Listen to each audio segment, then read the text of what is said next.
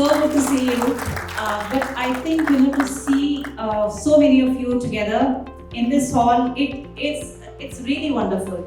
Most of us are still working remotely. They are not even in Bangalore, so unfortunately you cannot meet them. But we tried to get whomsoever we could, for this function, and I'm really glad you guys came. So thank you so much. Thank you so much for coming. Yeah. So the thing which I'm supposed to talk about today, I'm not the kind of a person who goes with agendas and who prepares a speech, but today, I'm going to speak only about the history of good works. So in 2013, that's when this dream started, right? So what was a dream in 2013 is a reality right now, or I would say that it's much more than a reality. So back in 2013, I was just thinking that, what do I do next in my career? I always had this ambition that, I want to start something on my own. And back in 2013, I was a new mother, and I was like mother to an infant, which itself is like a lot of work. But I felt that, I was stuck. And I had worked with product companies throughout my lives. So one thing I knew was how to build products. Also, I have been in the professional services side of the product-based company, so I also knew how to render services.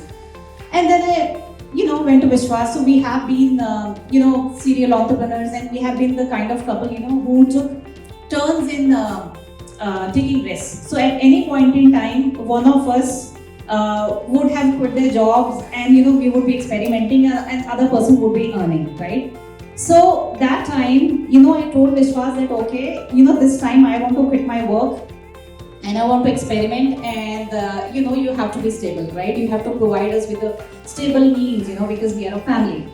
He said, okay, all right, go ahead. And I told him that, this time I want to start a company, and I want to be the, we want to be the product guys in the services industry. He asked, what do you mean by that, right?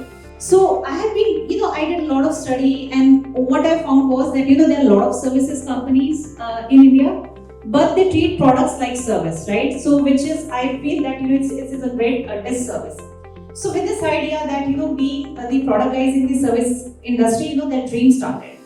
And we have been in industry for quite some time, and we had a lot of connects. And then, we started the, formal paperwork of forming the company and stuff like that. And you won't believe, before we were officially registered a company, we had already signed up a customer. That customer was St. Dupont. St. Dupont is a French luxury fashion brand. They were very, very clear about their aesthetics. French aesthetic is like a thing, to swear by. And the task which was given to us was to, build, a software for the boutique.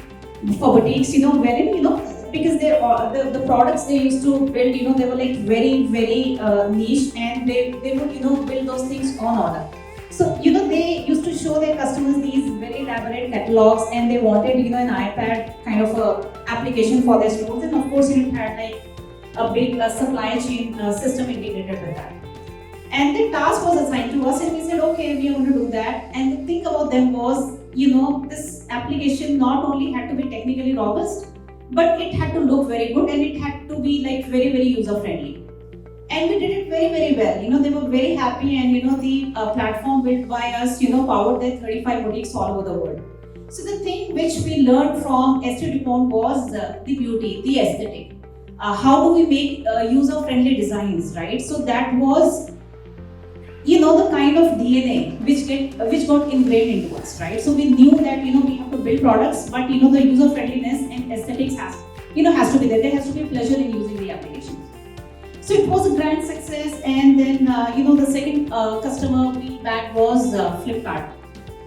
So Flipkart, as you know, Flipkart doesn't need introduction. And back in 2013, Flipkart was transitioning from being a plain vanilla e-commerce player to a marketplace.